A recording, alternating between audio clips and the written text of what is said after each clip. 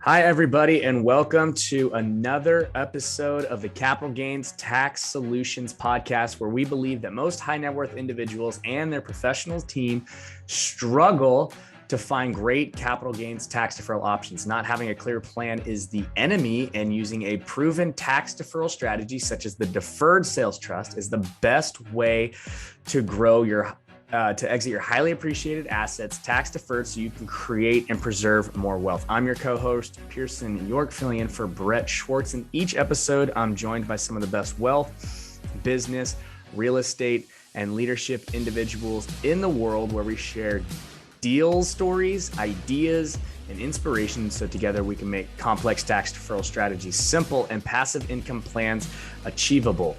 We are also streaming on expertcresecrets.com, Capital Gains Tax Solutions YouTube channel, the Kingdom Luxury Realty YouTube channel, and the Kingdom Luxury Realty Facebook channel. And I'm very excited about our next guest. He is the CEO of the Synergetic Investment Group, where they believe that building wealth through real estate is the best way to grow your wealth. They invest in multifamily and student housing and senior housing acquisitions and use syndicated entities to do it. Very, very, very excited to have this conversation. Jeff Greenberg. Jeff, welcome to the show. How are you? I'm doing fantastic, and thank you very much for having me. Yeah, absolutely. Absolutely. So before we dive into this whole thing, I want to just kind of quickly ask you, so what's the backstory? How did you get to where you are today? Well, I started in real estate in about 2005, looking at single family homes, and I was going through a divorce, so I didn't have a lot of money. I saw that a lot of my reserves was going to disappear, and started figuring I was going to do some flips, some REOs. The banks weren't really releasing properties very quickly, so it wasn't working. And when I realized that I could leverage other people's funds in commercial real estate, that was where I put my focus and started studying about commercial real estate. That was in about 2008. And then it wasn't until 2010 till I bought my first commercial property. But that's where I started from. Nice. Okay. So started with the REOs, started trying to do flips, but that wasn't working. So realized, okay, hey, commercial real estate's actually a way better vehicle. Let's dive in. Awesome. So 2010 was your first purchase, and we'll dive into that deal. But real quick, I want to just ask you, I believe everyone has a certain set of gifts or talents. I call them spiritual gifts. Some people call them strengths, whatever. What are two or three of your strengths or your talents that have kind of led you to be successful today? Well, the one thing is having a strong why, having a strong reason to keep on going when other people were falling to the wayside, when partnerships were breaking up and people were saying, hey, this just isn't working, and just sticking to it, pushing through and making it happen, I think is probably the biggest thing. And most people I talk to, they've had their ups and downs. There's plenty of times that they've said, why the hell am I doing this? And just keep on going. I wasn't one of the lucky ones that were able to strike it rich right off the bat. And I just stuck to it and kept on going. Nice. So having a big why that gives you the ability to persevere when times get tough. Absolutely. I had to decide, why am I doing this when I could be off doing something else and having fun or whatever? Why am I spending all my time doing this and pushing through? And I knew that if I was going to be able to retire and have a decent amount of money and enjoy the rest of my life, I was going to have to put the work in at the time. I didn't start in this business until I was in my mid-50s. Yeah. And so I didn't have a lot of time. I knew that I had to push on through. So I really like this concept. It's something that I've actually been struggling with, recently, trying to understand, why am I why do I have these goals, right? Why do I want to make $1 million? Why do I want to, have this beach house or whatever it is, right? Like why? So how did you determine your why? Well, I mean, I determined my why when I was going through my divorce, and I realized that, okay, my ex got the house. I kept my retirement. My retirement wasn't going to sustain me in my retirement. I wasn't going to be able to retire early. And I wasn't going to be able to build it up in the number of working years that I felt I had left. And not only that, I was ready to quit the W-2 job, the corporate job. I was ready to get out of there. And so that was my why. And the other thing is I have kids and grandkids, and I certainly didn't want to be a burden to them. And in fact, I wanted to be an asset to them. I wanted to be able to help them get things that they wouldn't be able to, and even teach my grandkids. If my kids were too old to listen to me, I could teach financial literacy and investment strategies to my grandkids. That's awesome. So that's a huge why. That's why I keep going now, which I don't have to, but I keep going now because of my grandkids and my kids. Awesome. That's awesome. So the first deal that you did in 2010, tell me about it. Oh, that was a 20-unit property. We paid, I think, $1 million for it. I think it was $1.080 million. We had to raise $350,000. And that was one of the scariest things that we've ever done. Raising $350,000 between the two of us, I had a partner at the time, was scary as hell. Neither one of us had raised money at all. And we went and just started talking to people that we knew along the way. And funny story on that is that we raised about half each. And she raised all of her money from people that she had known prior to being in real estate. Yeah. People she had worked with, friends, ex-employers, coworkers, whatever.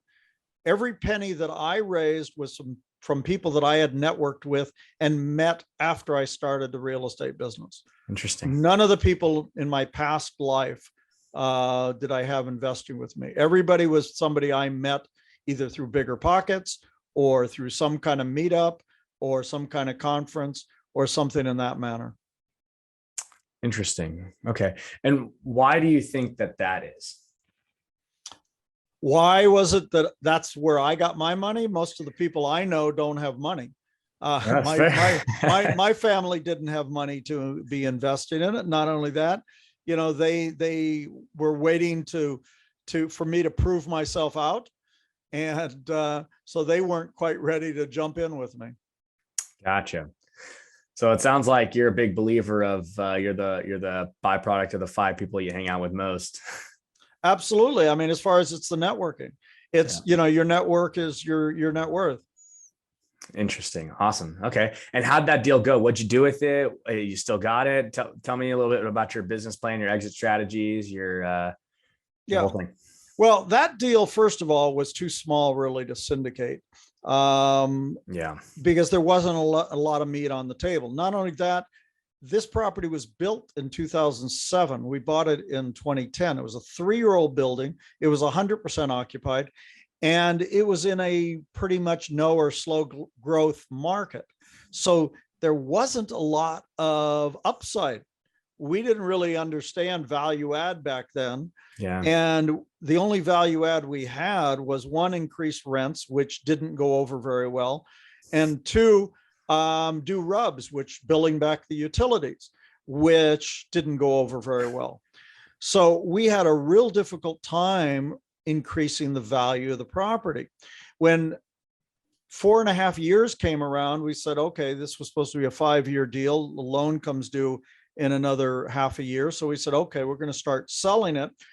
But in order to, 1, pay the broker's fee and have a little bit of money to give to investors, we had a certain price. We drew a line in the sand and we said, this is the price that we needed to get.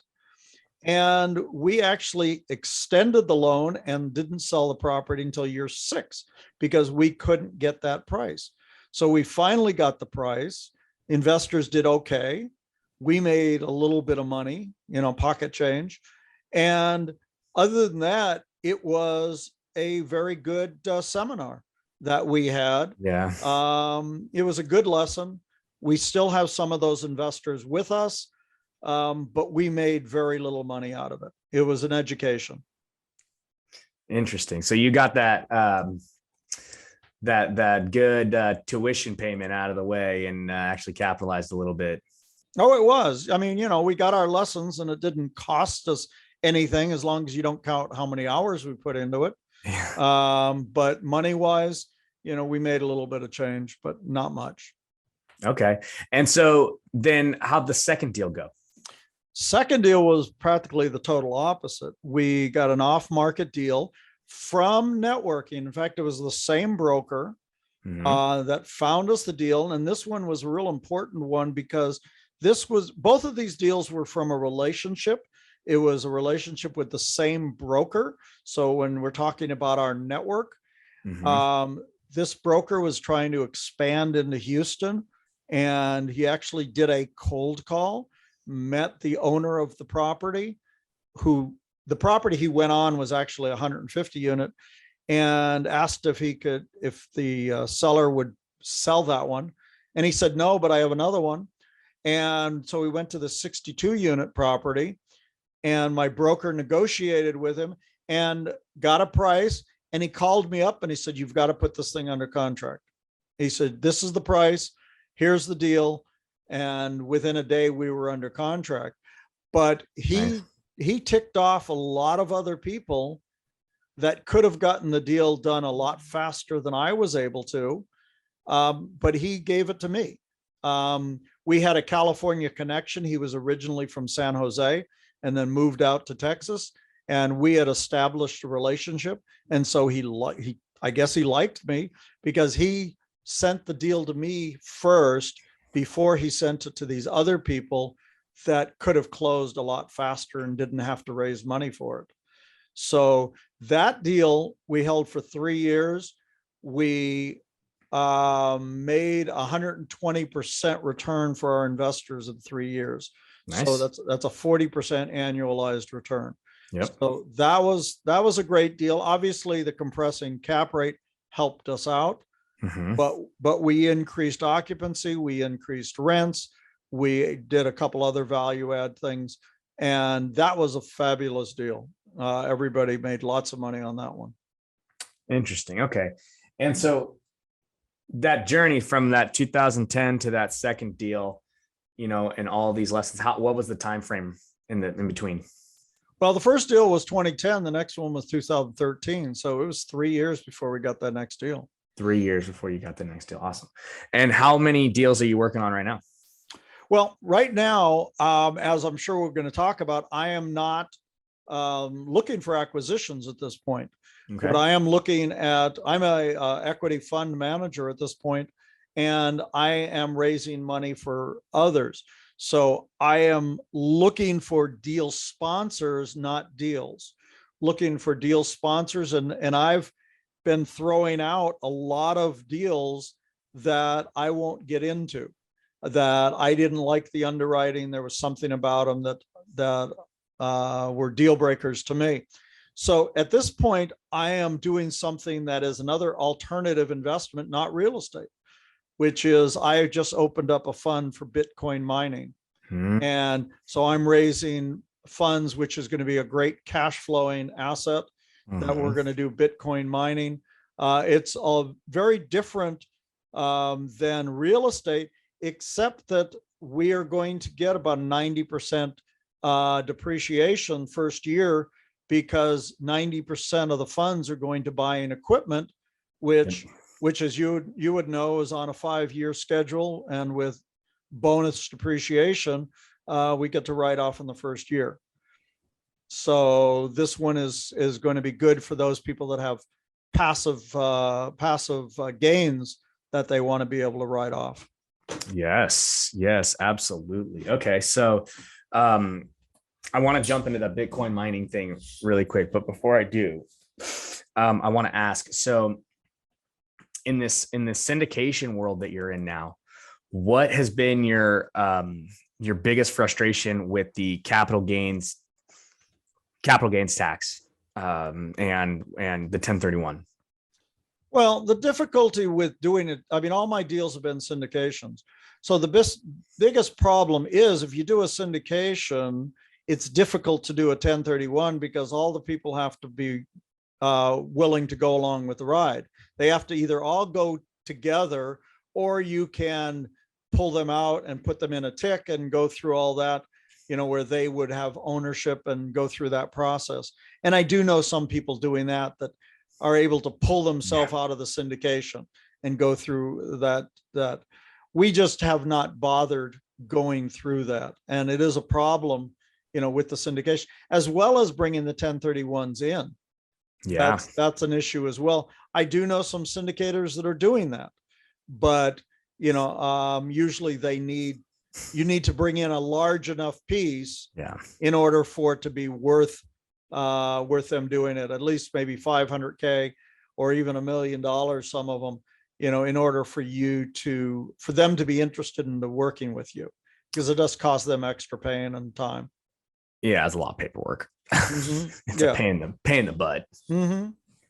Yeah. Interesting. So the biggest frustration for you as the syndicator or even all these syndicated deals, is that everyone's got to move with you. And because of that, it's really, really hard to keep everyone on the same page. And then on top of that, if you're trying to bring in money and you have a 1031, who wants to invest in, you got a bunch of other steps that you got to go through in order to get them on board. And it's just a really lengthy, time consuming, tedious process of paperwork and BS you got to deal with. Yeah. So I haven't done that. I have not dealt with the 1031 either going in or coming out. Gotcha. So are you guys just paying your tax and moving on, or how are you handling that? Pretty much paying the tax or trying to get into other assets that would give me some good depreciation, so I don't have to pay those. So this year I'm getting into several assets where I'm going to get the bonus depreciation and be able to write off some of that. Nice. Yeah, that's a good strategy. So what we do at Capital Gains Tax Solutions is we use what's called a Deferred Sales Trust, not to be confused with a Delaware statutory trust, which is basically a 1031 into a REIT, but the Deferred Sales Trust, which allows you to exit your assets without a lot of the restrictions that the 1031 has. So you don't have the time constrictions. You don't have 45 days to identify, 180 days to close. You don't have the like kind thing. The Deferred Sales Trust is agnostic to like kind. So you can go sell real estate, go into stocks, bonds, businesses, Bitcoin mining funds, hard money lending, back into real estate. It's like kind agnostic. And also you don't have to move with everybody. So it's phenomenal for syndicators because, Jeff, Bob, and John are all in a deal, and they no longer want to be in a deal together. In the 1031, you gotta all go. But with this, each person can do their own deferred sales trust if they want to, or they don't have to. And it makes it really easy to partner with your trust to invest back into real estate syndications. So it's amazing strategy for all that. And you guys can learn more about that at capitalgainstaxsolutions.com and check it out on YouTube. We have a ton of videos that talk about all of the different facets of it. And then every Friday at 10 a.m. Pacific time, 1 p.m. Eastern time, we have a mastermind that you guys are more than welcome to come join and learn, ask questions and whatnot. So there's our plug for our stuff. But yeah, it's an amazing strategy, and it's phenomenal. It also moves assets outside the taxable estate. So if you're breaching on that 22 million, whatever it is, threshold, for the ultra wealthy, it's a phenomenal solution. So that sounds interesting. I'm going to definitely have to brush up on that because, definitely. It's awesome. I mean, I went to the best ever conference 22 and Iraq with Hunter and everybody. And when we're telling people about this, they're like, wait a minute, like you're saying that like I don't have to turn away this $250,000 1031 guy right now. Like I can do this instead. I'm like, yeah. They're like, so it's phenomenal. It's great stuff. So yeah. So let's talk about your Bitcoin mining fund. So tell me about it. What's the deal? We started a fund. We're in with a sponsor that has been doing this for a number of years. Quite an awesome sponsor with some great results. Yeah. Basically, we're raising money to help him buy some more miners. Going to be housed probably in Texas, and it's going to be a great cash flowing asset with some unbelievable numbers. Do you guys have the energy contract or what's yeah, he already has the energy contract with, we're going to co-locate with some other big players that they actually have the energy contract. Gotcha. Okay, cool. I was because we're about to invest in a mining fund as well. So I'm trying to figure out if it's the same one or not. Well, it's I could mention the name of the company if you want. Yeah. We're in with Tuzi. Okay. It's going to be Tuzi Capital with Ingtang. Yeah. So Pantheon with Dave and everything as well. Well, the Pantheon was, I think, a previous one. I don't know that Pantheon is involved in this one. Okay. Yeah, because I was looking at the Fund 4 documentation and I did see the name Pantheon, but I think that might have been Fund 4. But we're got Fund 5. Gotcha. And, but it's still with Ing and his company Tuzi. So is it the same? So what I'm thinking is I got a 2.26 equity multiplier with a 5 to 8% annual or monthly return. Yeah. A 2.5% kilowatt energy contract with the like ASIC 19 or whatever mining rigs. And yeah, I don't remember exactly on the something like that kilowatt amount, but yeah, the 5 to 8% per month, which is awesome. Yeah, totally. With somewhere around an 18-month return of capital. It's phenomenal. And then the 90% depreciation in the 90% depreciation. And yes. You get that 2022 bonus depreciation that's going away after this. Well, it's being reduced. Yeah. The bonus depreciation, I understand, in 2023 will go down to 90% instead of 100%. Okay. On year one. And then I don't know, it continues to drop each year after that. You still get the depreciation. You still get that. You just don't get it the first year. So there's still a 5-year depreciation. It would just take you 5 years to get it instead of being able to get all 5 years the first year. Yeah. That's the part that's kind of nice. Cool. So yeah, if you guys are interested in getting your money in the Bitcoin mining fund, it's a phenomenal deal. I love it. It's amazing. Well, one of the things, because I'm looking for multifamily, I'm also looking for self-storage, mobile home parks, and assisted living. I'm not in a rush to find any of those. Right. In the meantime, I found this, which is a phenomenal cash flowing asset. And it's very different from multifamily and the commercial real estate. I still love commercial real estate, of course, but I'm not going to get into a deal that I don't feel is appropriate, that people are paying too much money for, that there's a lot of geniuses out there because of what's going on in the market. Not because they're geniuses, but because the market is making them geniuses. Yeah. And that's the problem. And I've seen markets like this when it crashed in 2008, that there was geniuses, refinancing, making tons of money, and then all of a sudden they weren't. So I'm very cautious about what's going on. And I look very heavy at downside protection. And that's what I like about the Bitcoin mining is the downside protection is phenomenal. First of all, you got your money back in 18 months. Yep. So, anything beyond that, you've still got your cash back. Yep. And also there's built in parts of it where if the price of Bitcoin goes down, the difficulty in mining decreases as well because less people are going to be online. Right. There's less incentive for new miners to come online. So there's kind of a buffering if Bitcoin prices went down. So the downside protection is what really excited me about getting involved with it.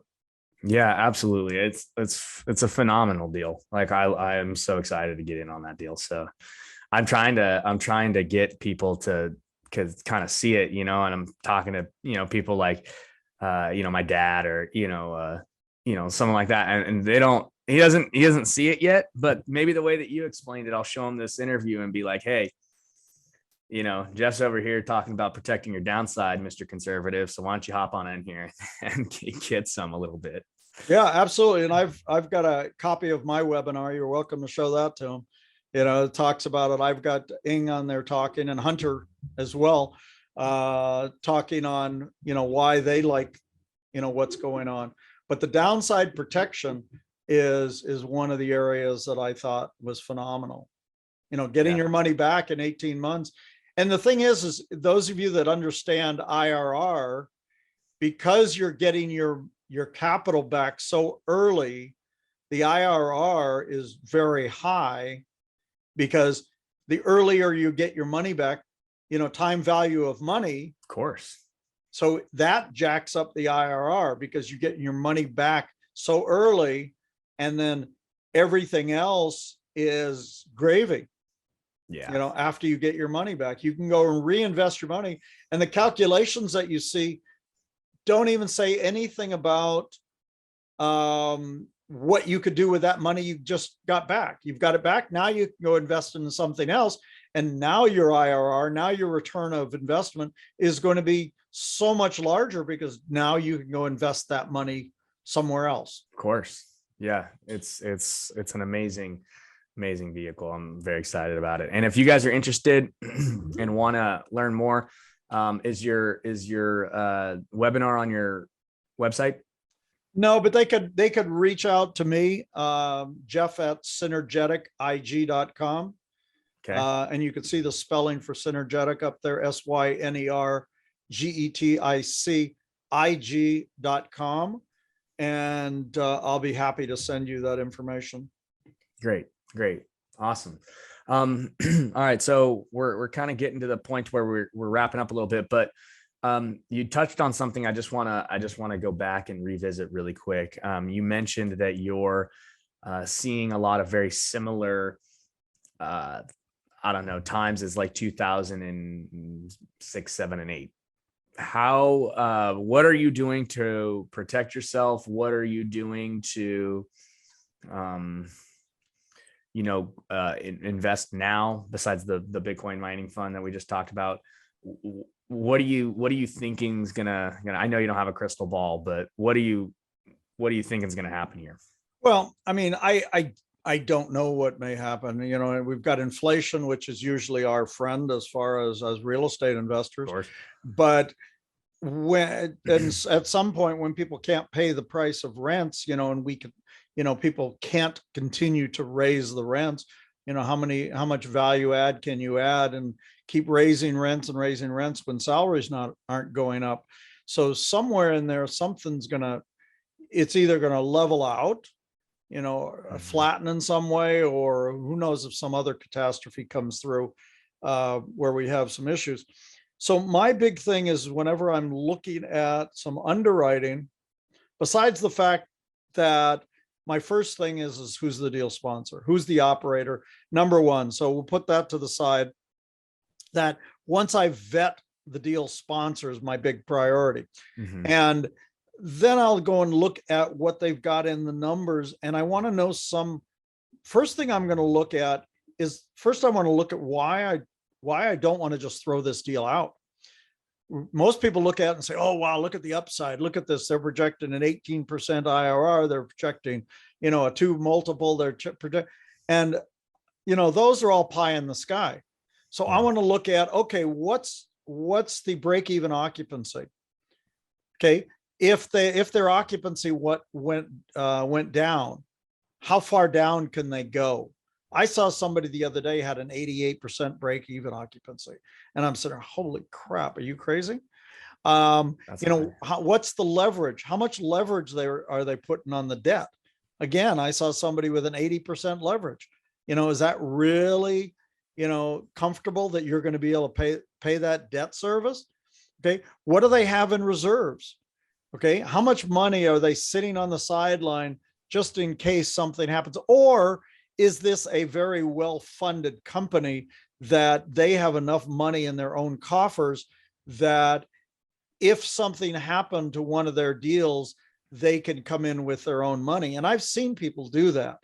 I know a couple of really quality operators that have done that, where they've come in with their own money to salvage a deal, because typically money over time will solve your problems.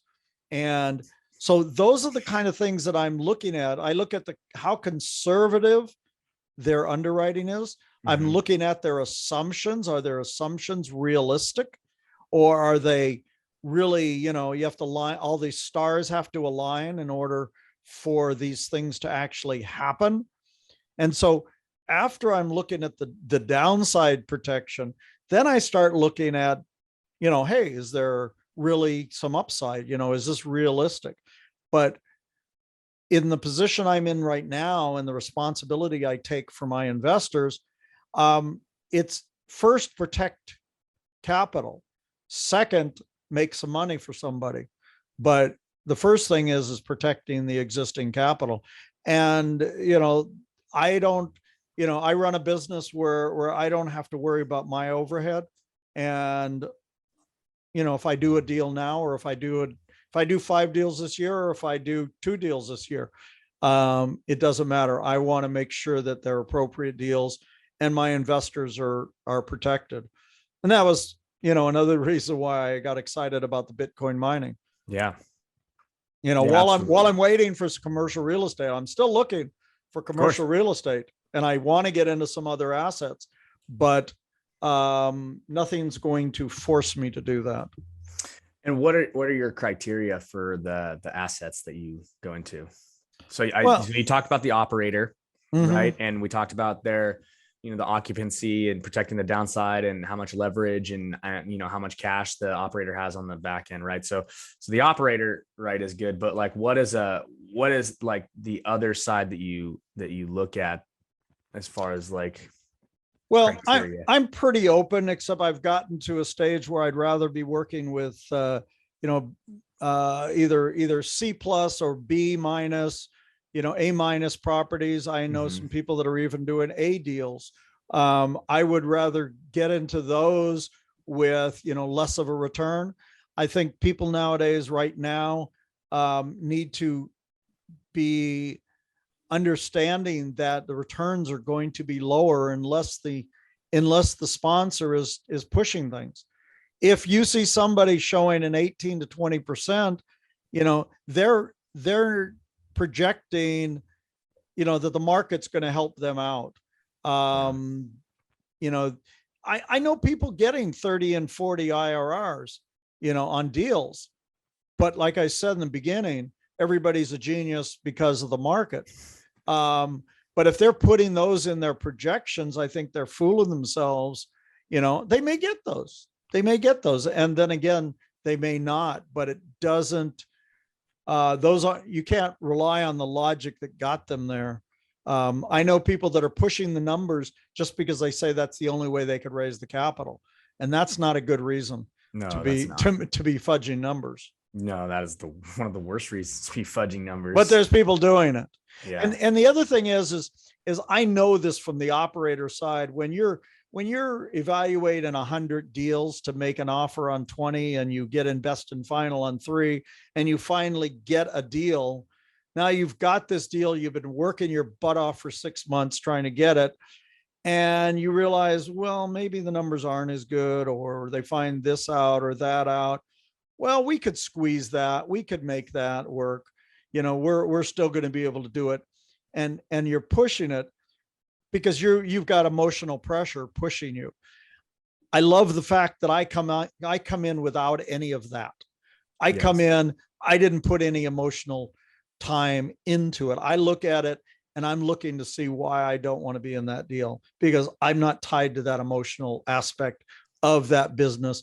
I'm not tied to the pressure of having to do deals.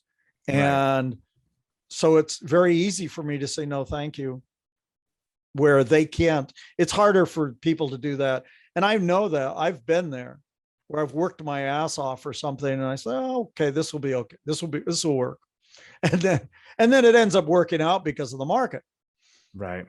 That and you're deal. A genius. Yeah. And I'm a genius. That deal I did in Houston, part of it was our work. We increased the occupancy, we increased the rental rates, but the market compressed, the cap rate compressed. We bought it at a 9 cap. We sold it at a 7 cap in 3 years. You don't have to be much of a genius to make that work. Right. Yeah, no, absolutely. And it's, I like how you're saying everyone's a genius in an up market, I guess the rising tide raises all ships. So, and a dropping tide shows who's swimming naked. Yeah. That's good stuff. Okay.